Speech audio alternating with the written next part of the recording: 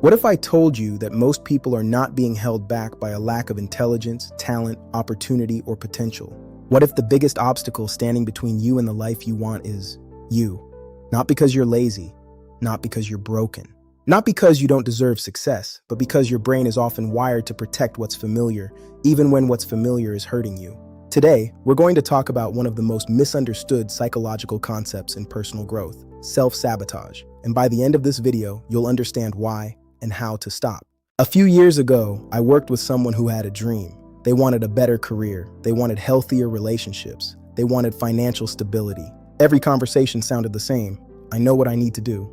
And they did. They knew exactly what needed to happen. But every time an opportunity appeared, something strange happened. They procrastinated, missed deadlines, stopped returning calls, made excuses, started focusing on everything except the thing that could actually improve their life. Eventually, they said something I'll never forget. They said, "Joshua, I don't understand why I keep getting in my own way." Maybe you felt that way too. Maybe you started diets and quit, started businesses and stopped, started relationships and pushed people away. If so, you're not alone. And the answer is deeper than most people realize.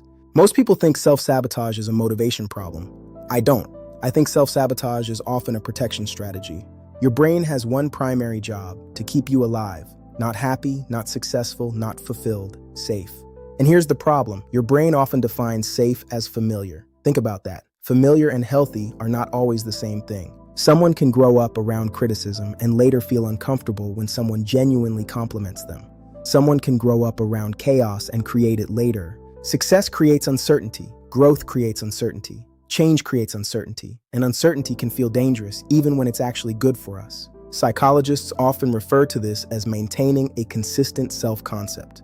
In plain English, we tend to behave in ways that support what we already believe about ourselves. If you believe you're a failure, you'll look for evidence. And sometimes, without realizing it, you'll create evidence. That's self-sabotage. Imagine someone receives a promotion. Objectively, that's great news. But internally, they think, "I don't belong here. What if I fail?" Instead of embracing the opportunity, they begin arriving late, missing details, avoiding responsibility. Then when things fall apart, they say, "See, I knew I wasn't capable." This is why self-sabotage isn't usually about discipline. It's often about identity. You can only outperform your self-image for so long. The good news? Self-sabotage can be interrupted. Tool number 1, identify the fear beneath the behavior. Don't ask, "What's wrong with me?" Ask, "What am I afraid of?" Maybe you're afraid of failure, rejection, or even success. Identify the fear, name it, because what we name, we can begin to manage. Tool number 2, challenge your story. Every behavior follows a story.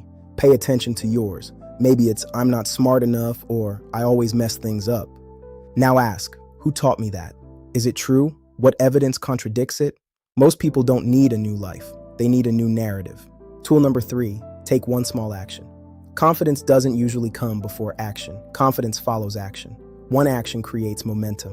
Send the email, make the phone call, apply for the position, post the content, schedule the appointment. One action creates momentum. Momentum creates confidence. Confidence creates change. If there's one thing I hope you take away, it's this. Self-sabotage is rarely proof that you don't want success. It's often proof that part of you is afraid of what success requires. Growth requires uncertainty. Healing requires vulnerability. Change requires courage. The goal is to stop allowing fear to make decisions for you. The person standing between you and the life you want isn't always someone else. Sometimes it's the version of yourself you've outgrown. Your job is to become something greater. That's what it means to free you from you. Leave a comment below and tell me where you've noticed self-sabotage. Like, subscribe, and share. I'm Joshua Brisman, and this is Free You From You.